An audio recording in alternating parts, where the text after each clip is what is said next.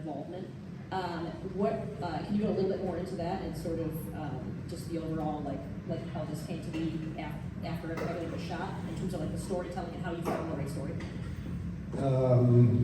Yeah, I mean, we did a few shoots. I went on a few shoots after it was done. I did a pickup interview with Eugene, and I did an interview with Pam, who I don't think you see in the trailer. And we filmed that big festival, Riot Fest, that you see there. But essentially, well, Nate already had he had 8 hours of selects from his hundreds of hours of footage. So that was a huge head start. But then there were missing pieces of the puzzle. And I think the role that I played on it also was that he is a huge fan of this band. He knew everything about them. He had seen them 100 times. I had seen them once, but I knew very little about them. So I was able to bring the perspective of what someone who does not know them might want to know. Things as simple as when did they start? When did they get their name? When was their first show? Things like that. Where, who is this person? What's their story? Where did they come from?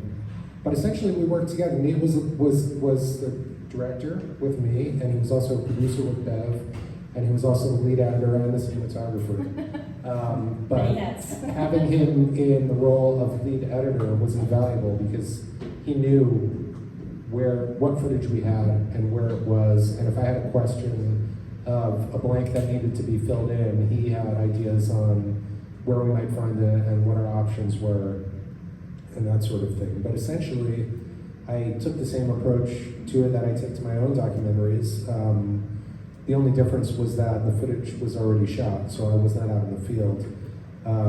So my approach to it was almost like a found footage documentary, except that I had the luxury of having the person who shot the footage there with me in the editing room. And that was basically our approach. It's the same approach I take to any documentary is how do we tell the story, Yeah, and I like that you touched on that you were not super familiar with the content beforehand. I do think that perspective is really important to have both someone ultra familiar with it and someone who's a little bit new to it, to have that perspective of most of the people that are probably going to watch these sorts of things. And I think it is important to have that dynamic to sort of work together to find something that's approachable. And usually that person is the editor, right? Because they're not out in the field. This time it was flipped. Flip-flop, yeah.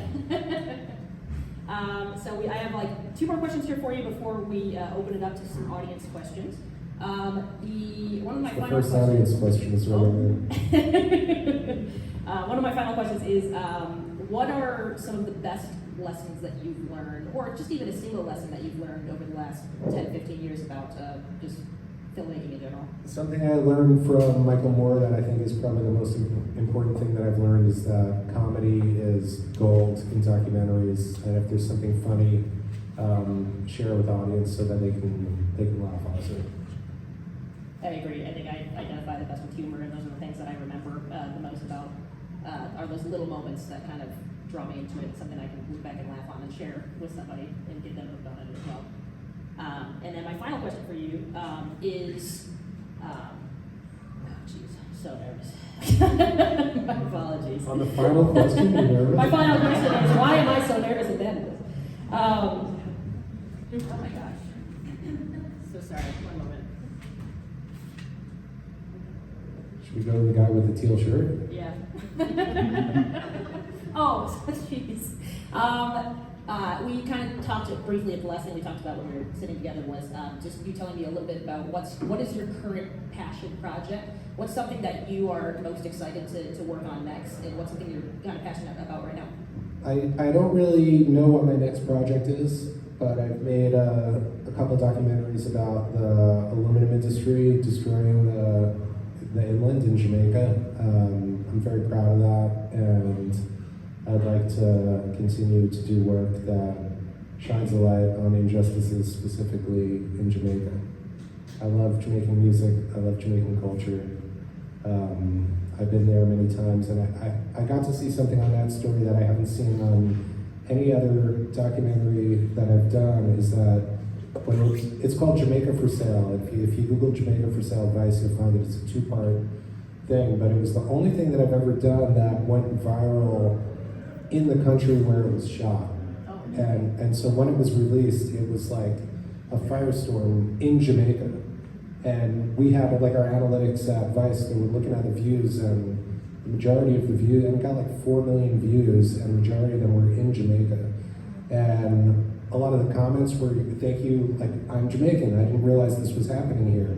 Why isn't our media telling this story? And something about being able to not just entertain people here, but impact people in the place where this injustice is happening was just like humbling and gratifying, and I'd like to continue to keep an eye on that story because their livelihoods and their way of life is at risk. I'll just say really quickly, the aluminum industry, bauxite is aluminum ore.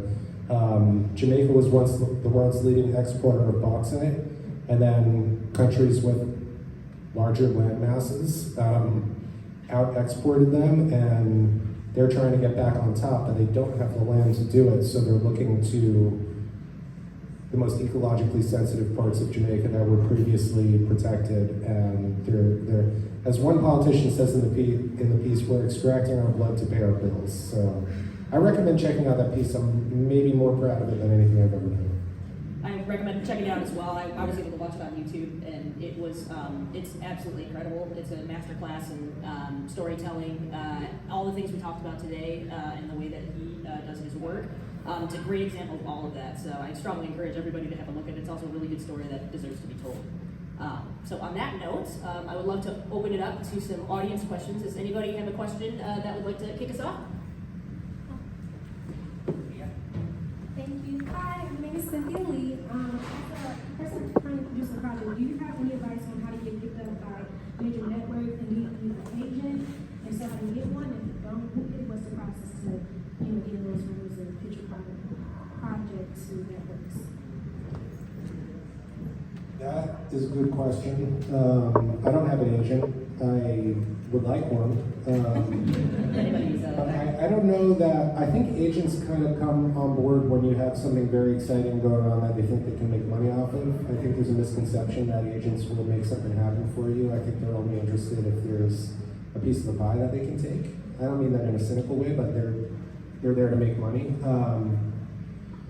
And I don't know. The business side of it is something that I'm terrible at, and I'm really grateful that I was able to work with Michael Moore for 10 years, and that he introduced me to Roseanne Barr, and I made a movie about her, and then that got into Tribeca, and I was hired by Vice on the heels of that. So I don't know. But now that I no longer work at Vice, I'm asking myself the same question that you just asked me. It's like, how do I get the next thing going? I think if you do something incredible, maybe make like a sizzle reel that's emblematic of the series that you want to make, or the movie that you want to make, or the project, any project you want to make. Make like a 2 to 4 minute sizzle reel, and if it's fucking amazing and you show it to people and they love it, you'll probably find someone who's interested in seeing the series. So I think a taste of whatever it is that you're hoping to do is a relatively cost-effective way of getting your idea across to people. Thank you so much. Thank you for your question. Great. How do you deal with people that don't want you to tell the story? Say, People that what? People that don't want you to tell the story. Say, for instance, you're out in the field filming. They don't want you filming. They don't want you to show what they're doing, or it depends who this person is. Yeah. If it's a person in a position of power, but if it's someone who is just an ordinary person who doesn't want to be filmed, you don't film them. Or you shut off the camera and you hang out with them and you earn their trust and explain to them why their story is important, and what it is that you're doing. And if you earn their trust, generally they'll speak with you. If it's someone in a position of power that's hiding something, there's nothing you can do to earn that person's trust, and then you just get whatever footage you can of them. How do you deal with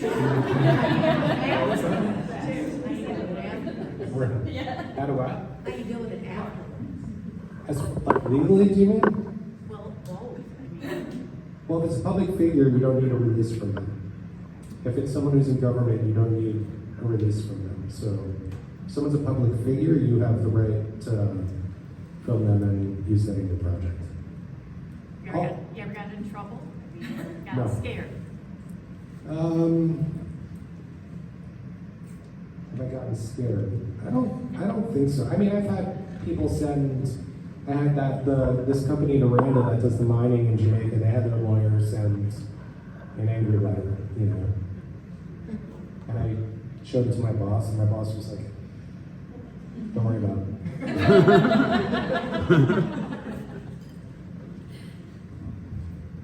So you mentioned on the punk rock project that you had a pickup interview, right? How do you make that call when you're looking at the footage and you're like, crap, I need more, because that has to be cost, that has to be more money. How do you know to make that call?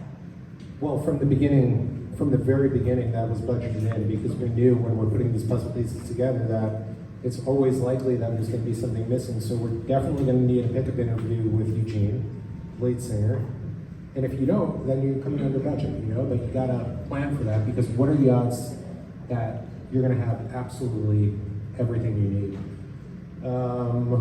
And Ham had never been interviewed, and we knew we needed her because she's integral to the band's story. And they were playing a big festival in Chicago, and that was not budgeted in. And Nate and I just decided to go and do that because we felt it was important. Is that like personal money, or is that? No, they paid for our flights, but it wasn't like a big crew and a big shoot. It's like just let Nate and I go. He'll bring the camera. We'll get it. And it ended up being in the movie.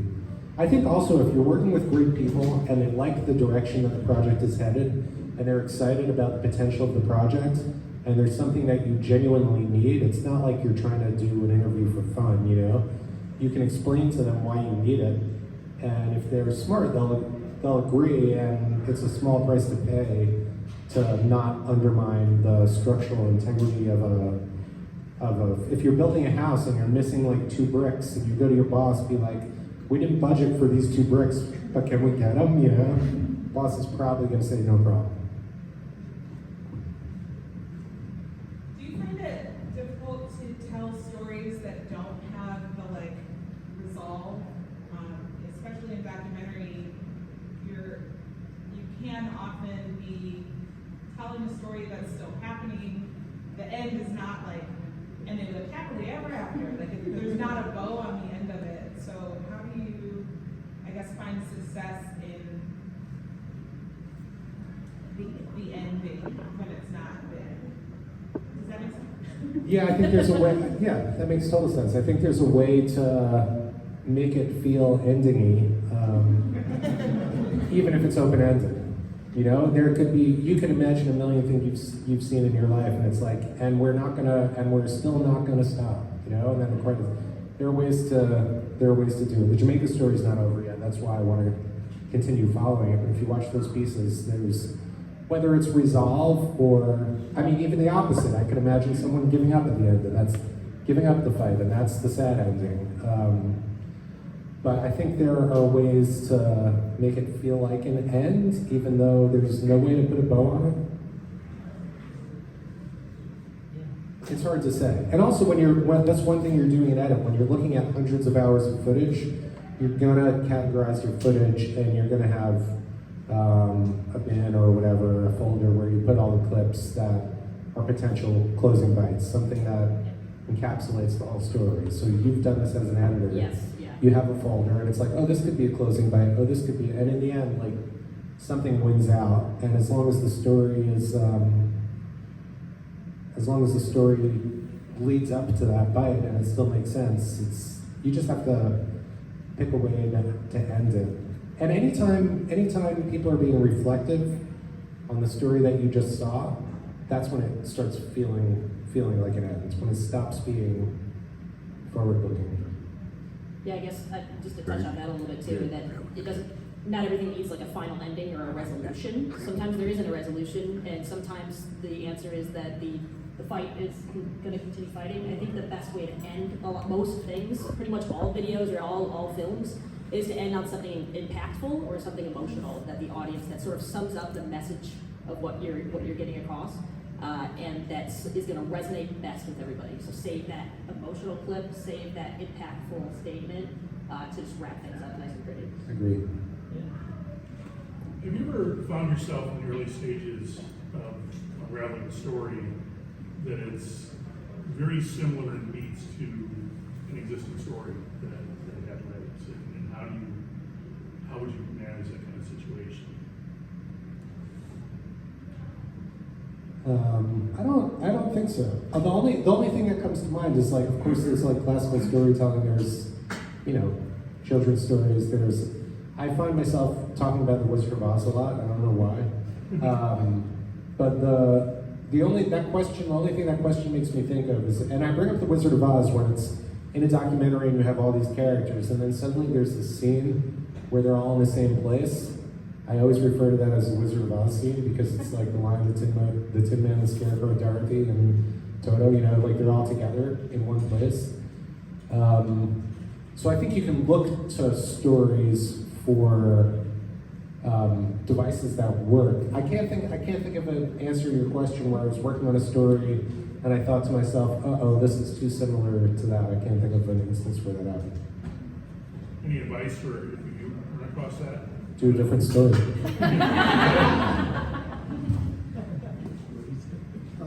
So anytime we do a search on the types of documentaries, Fahrenheit 9/11 comes up as a performative documentary. Are you okay with that classification, or do you feel like it's more of a mixture of different styles? I'm hesitant to speak of someone else's movies, but I don't know. And I'm also, you use the word performative, which is a label, so I don't know if you can define a movie with a label. Nor do I know where you read that, but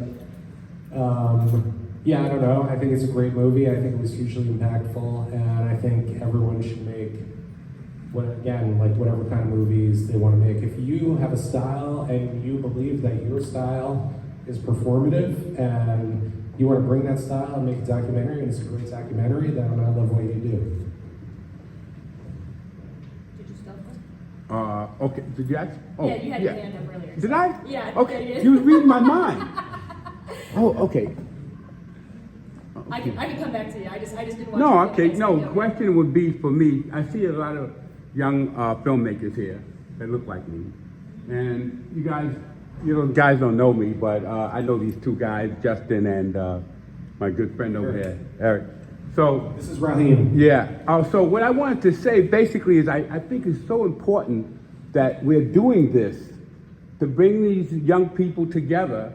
I'm an elder, you can see the gray hair, and early in my career, a friend of mine who's a filmmaker, Spike Lee, wrote me into a script. And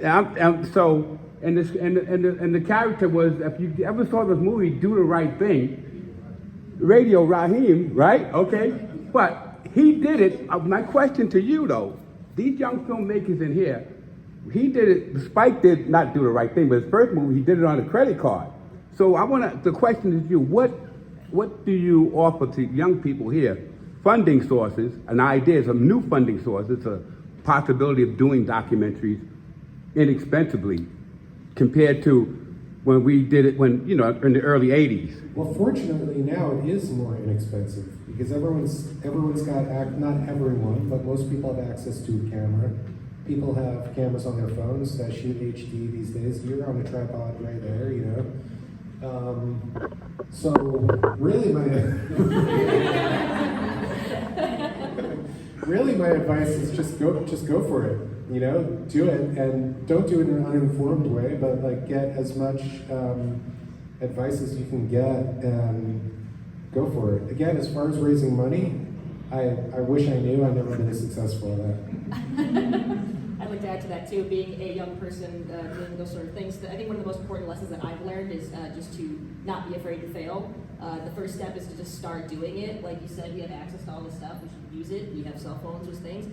I mean, just get out there and start it with what you got. And you'll learn. Yep, and learn. You have to. You can't learn without making mistakes. You can't learn without starting somewhere. Right. And the first thing you make is never going to be your best, but it's going to kick off that process to get to where you want to be.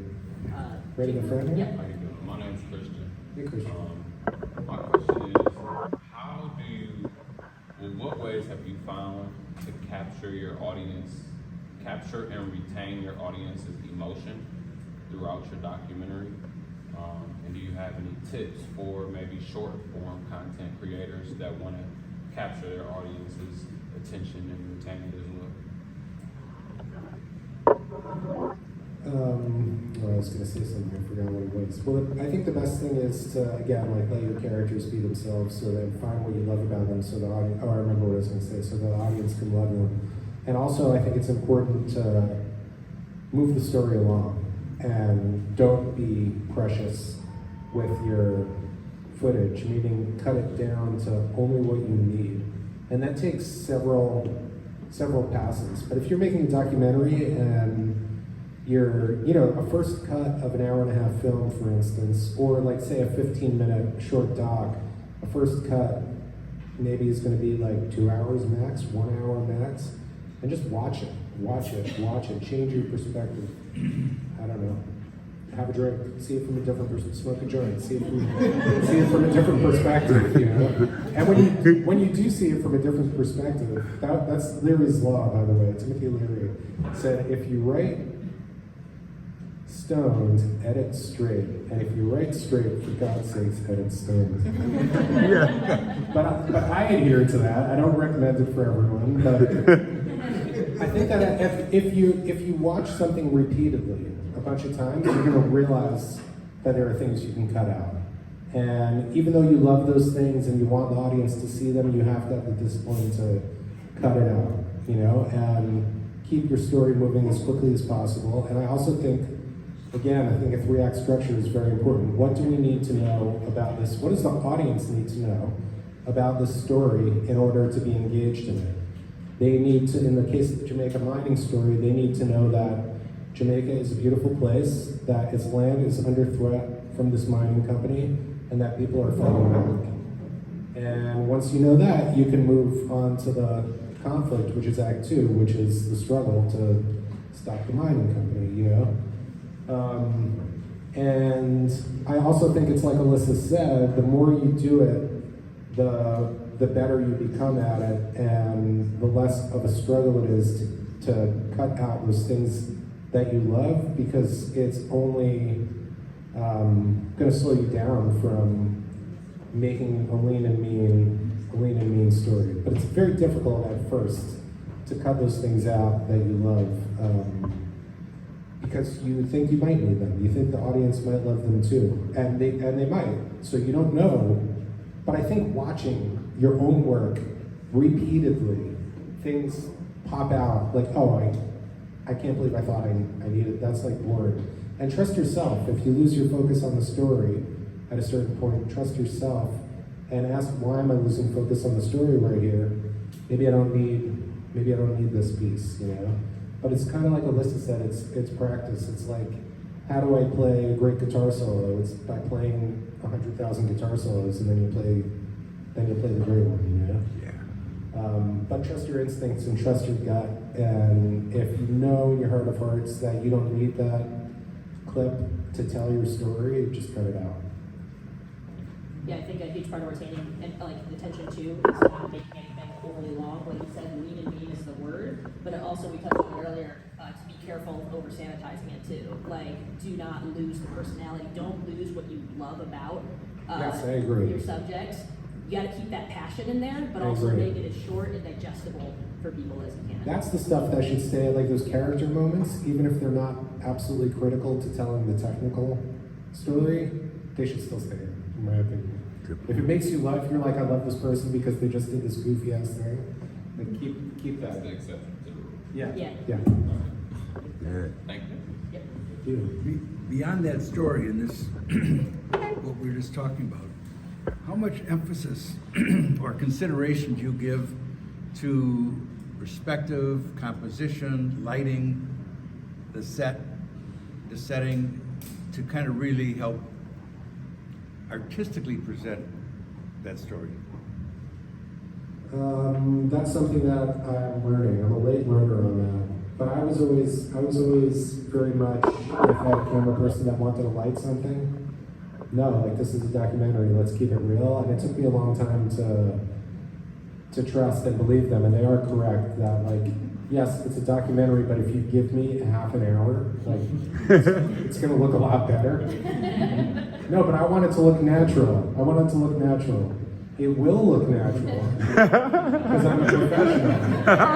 It will look better if you can shut the fuck up and give me a half an hour to fix the scene. So I look to the professionals that I work with. I look to my camera people for that. I'm very much a collaborator. I ask people for their advice all the time. If I'm making a decision and I'm unsure of myself, I have no problem speaking with my camera person or my sound person or whoever I trust to say, like, I'm making this decision for this reason. Do you think it's the right decision? You know, and get some people's opinions, especially if people that you're working with have more experience than you do. But it's also important to stick to your guns if you think that you're right and everyone else is wrong, because that does happen sometimes. I was wondering what your thoughts are of filmmaking as direct action. Take Love it. Put your subject in an awkward position and kind of candid camera style its reaction. I don't know. I don't know. I can't speak to the style that you're explaining, but I think that documentary is a great medium for direct action. You worked with Michael Moore, and he's kind of famous for that. I'm thinking of, like, when he went to Russia to ask the Russians to point the missiles away from Flint. And then, you know, now he's got a gun pointed at him, and they're in this really awkward situation where they have to deal with this guy. I think direct action is great in any form, and you know, whatever your tools for that are. If you're a filmmaker and that's the weapon in your arsenal, I'm all for it. Do you like to use like the Michael Moore narrative style, or do you like to use subject style? Do you use it? I use the Eric Weinrib narrative style, and I am respectful of the subjects, and I allow them to speak for themselves. Do you do the narration? No, I don't use VO. I do, well, some of the stuff that I've done for Vice has a correspondent because it's under the news division, and then they do the VO. And we work on that together, and that's more the newsy pieces. But both of the feature docs that I did do not have VO. The Jamaica pieces do have VO. That was hosted by Alzo Slade, who's amazing. And almost feels like it's unhosted even though it's hosted, because he kind of feels like another character in the story. And there is VO, and he and I worked on that together until we're both happy with it. So You don't prefer one over the other? I like when you can tell a story without VO. I think that's a greater challenge, so I like to pull that off. I'll touch on that as well. I agree with you wholeheartedly. I think the best tool we have in video is our visual tool. We should be showing and not telling. Let the work speak for itself, and when possible, always let the work speak. And I like to only use VO when it accentuates or helps clarify points to support the people. Let them tell their own story, I think, is always the best way. And sometimes it's used as a crutch because you don't have the materials to say what you need the VO to say, but ideally there's an artfulness to your VO that actually adds to your story and helps the audience along. Do we have any more questions in the back that I missed earlier? Back here? Yep. Yeah, I was kind of like having back on what Raheem was saying. In spite of the funding opportunities, do you know any like mentorship opportunities? Because I am also a filmmaker and I'm just getting started with doing documentaries, and I was wondering, like, I also know that in Indiana they're giving money, they're helping a lot of filmmakers in Indiana, and Detroit is close by. So I'm just wondering if you knew any funding opportunities, which you already told him, but also just like mentorship opportunities, things like that in the Metro Detroit area, or just in general. I don't know any particular funding opportunities, but I guess my best advice for that, just personally, is get on set. You know, hop in. Maybe you're not necessarily the filmmaker in charge on things. The best thing you could do is just get in the mix, however you can. Whether it's working on set with as a PA on something, look around. There's all sorts of there's a website that I really like called, is it Staff Me Up? Staff Me Up. Yeah, Staff Me Up, where there's open calls for just every role you could possibly think of. And the more it's like you said earlier, it's networking. It's who you know, it's where you know, it's meeting people, it's making connections, and I feel like that's the best way you can spend your time, and that requires no money at all to get started. And I feel, in my experience, the more you do that, the more those opportunities will come. Yep. You will find people you identify with. You will find people that need your help and need your particular strengths. Yep. There's two amazing Facebook groups for that too. Oh, do What you are know the those? name? Yeah, one I'm an admin on, Michigan Paid Owned Film and Video. Oh, yeah, I've heard of that. Yeah, and then the Michigan Production Alliance. Michigan Who has a Production networking Alliance. event at the end of the month. Yeah, write those down. Those are actually, I was giving those as well, and I haven't been on there. Those are really good resources. Yeah, I Also- hire all the time.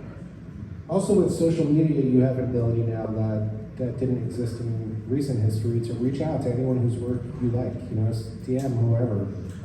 You see something big or small that you like, reach out to the people who made it. If someone doesn't answer you, find someone else who worked on it. Just reach out. Okay. Yeah, Thank you. yeah. Last question? He said his head up back there for a This while. is just a comment, you can take another question. The Michigan Filmmakers Group has an epic Excel sheet of like all the like folks that they have and like what jobs they do. So if you can get on that, that might help too, but it is massive. Yeah, ask people Yeah. who needs help on what. And then Jim. I was gonna say the Kresge Artist Fellowship this coming year is specific for filmmakers or musicians, and they are offering $40K no strings attached grants for 25 artists. So that's a good grant opportunity. Kresge. Yeah. Kresge Foundation, right? Yeah. Yeah, Kresge Arts in And they Detroit. do that every other year. It's 40 grand. No, every year. Or not the film. Thank you everyone for coming today. It's nice to be back here in Michigan, and thank you. Yeah, thank you so much. Awesome. One more big round of applause for Eric and Alyssa. Thank you so much. Really great to have you all.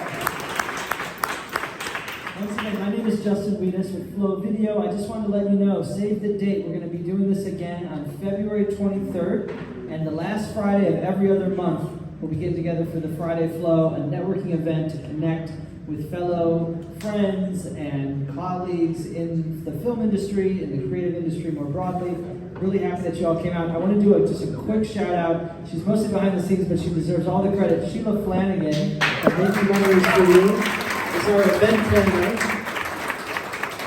We have her to thank for all of these amazing Friday Flows because she does all the behind the scenes work to make sure the food and the drinks and the venue are all set up for us. So thank you so much, Sheila. Stick around. We're going to be around for another half an hour or so, just hanging out, networking, talking, connecting, talking about the projects we're working on, what we want to be working on, talking with Eric, our special guest. So thanks so much for coming out. Thank you.